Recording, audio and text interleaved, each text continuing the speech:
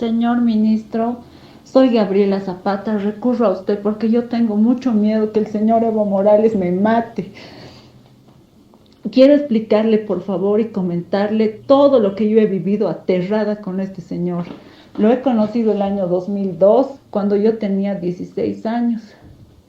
Estaba en el colegio Isaac Atié, sí era parte de las juventudes del MAS.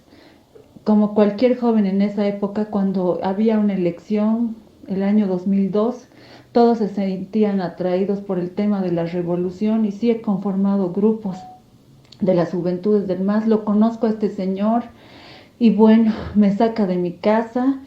He dejado el colegio en esa época, me hizo dejar el colegio. Los 2 años consecutivos posteriores no he ido al colegio porque él no me permitía tampoco acceder al tema de la educación. Me ha llevado lejos de mi casa, mis papás no los he podido ver. Posteriormente he continuado en el colegio el año 2005 para ya ingresar después a la universidad. Ese año él gana las elecciones y en esos 2 años yo he vivido muy mal. Este señor era un hombre sumamente violento, me ha golpeado muchas veces, incluso hasta me ha llegado a romper la nariz. Eso es lo que él nunca a él se le ha querido demostrar, ¿no? Cuando varias veces nosotros hemos querido probar esa situación, él siempre se ha negado de todos los abusos que él me ha realizado. El año 2007 yo he tenido un bebé, cosa que él lo ha negado. Él se ha encargado del reconocimiento de ese bebé, porque no lo he tenido en una clínica, señor ministro, lo he tenido con los médicos cubanos. Él se ha encargado absolutamente de hacer el registro y nos llama la atención a todos, ¿no? Que en el juicio viene la señora notaria y la señora notaria declara a favor del expresidente, indicando de que los dos habíamos ingresado a la notaría a hacer reconocer sin un niño. Entonces, él se ha encargado con los dos testigos que tenía él, creo que eran dos cocaleros que él ha puesto de testigo. Él ha conseguido el registro de nacido vivo, no sé de dónde, luego me lo aducen a mí como si yo hubiera falsificado la situación. Y para llegar a ese reconocimiento, bueno, él ya me había llevado a La Paz bueno, me trajo acá a La Paz, perdón, cuando ya era presidente. Y en ese interín, sus asesores, su abogado Eusebio Gironda, a él le obligan a hacer un ADN para que reconozca a ese niño.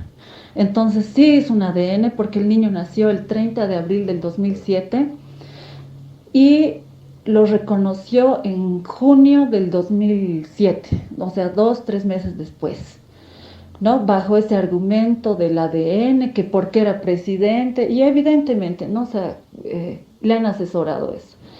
Posteriormente, ha sido un infierno mi vida porque él presentaba una enfermedad de los riñones, tenía una obstrucción en la válvula superior de la uretra y presentaba una complicación, digamos, en su salud, cosa que le ha molestado a Evo. Cuando se le decía, se le explicaba, lo único que él renegaba, amenazaba y un montón de cosas, ¿no? Porque él es un hombre irresponsable, cobarde, sinvergüenza.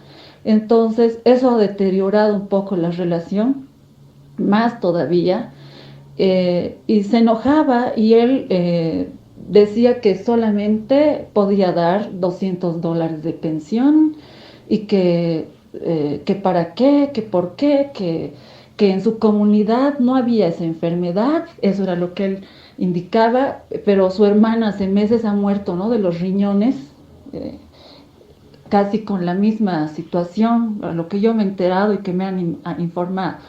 Entonces, suscitan varios problemas a raíz de esa enfermedad, donde él prácticamente por la fuerza me quita al niño y yo le he tenido que entregar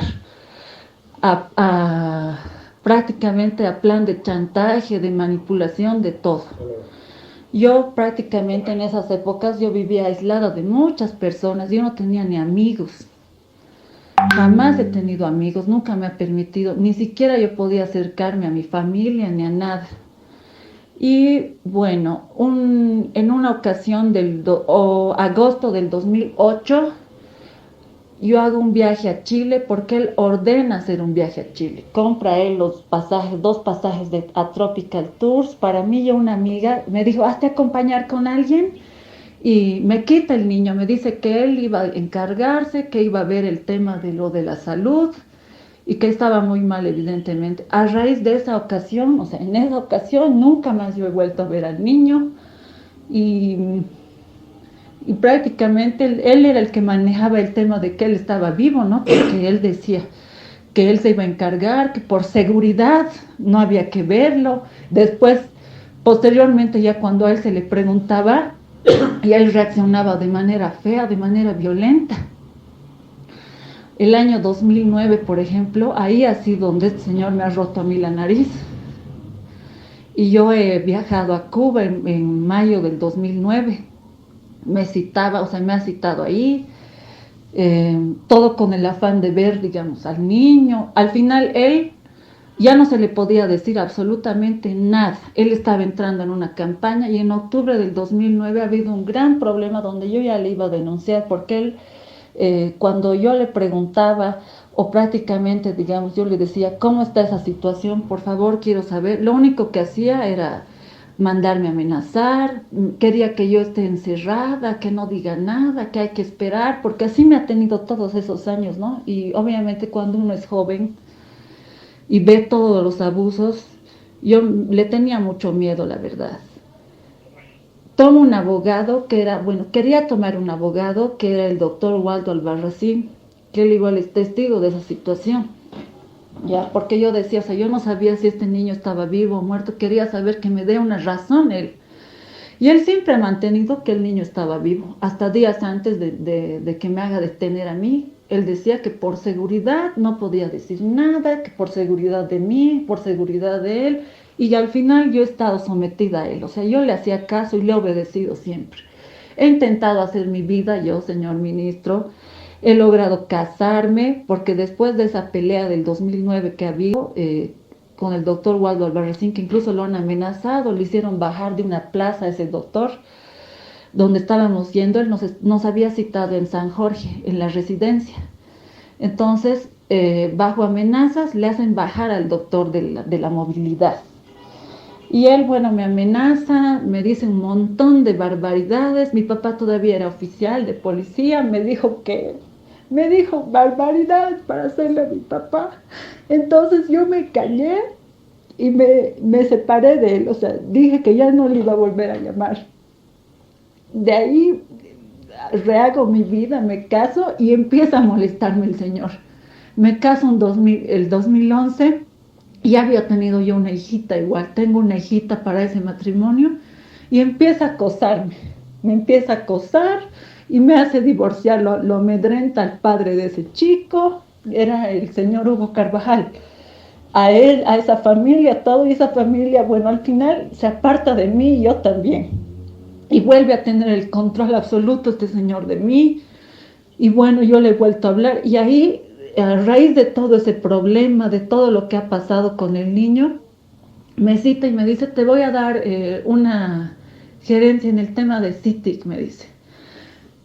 Así fue que yo he empezado a trabajar en estas empresas, en estas dos empresas. El año 2010 empiezo a trabajar en CITIC y él hace las coordinaciones para el tema de Comibol. Posteriormente ingreso a trabajar en la empresa CAMSE el año 2012. Ya una vez ya volviendo con él, el año 2012 él me pone de gerente en la empresa CAMSE, gerente comercial, y tenía conocimiento de la situación. Y también el año 2009 esta chica Cristina Choque, que era compañera mía en las Juventudes del MAS, que había estudiado ciencia política en Cochabamba, después de ser constituyente, el 2009 ella era viceministra de Igualdad de Oportunidades, y él decía, se van a ayudar, van a coordinar, van a colaborar. Cuando esta chica era de gestión social, dependiente del Ministerio de la Presidencia, Evo la puso ahí pues como una figura clave y dijo, se van a ayudar, le vas a ayudar. Y él citaba igual a sus amigos, a sus compañeros de ahí, venianos, empresarios, él, ¿no? O sea, prácticamente él hacía, digamos, las reuniones, él tenía conocimiento de todo ese tema, o sea, él sí sabía todo ese tema. Y después a mí me sorprende mucho. eh, ha habido un problema el año 2014 cuando uno de los tramos de la empresa, o sea, quiero contarle todo tal como ha sido, cómo se ha desarrollado este problema.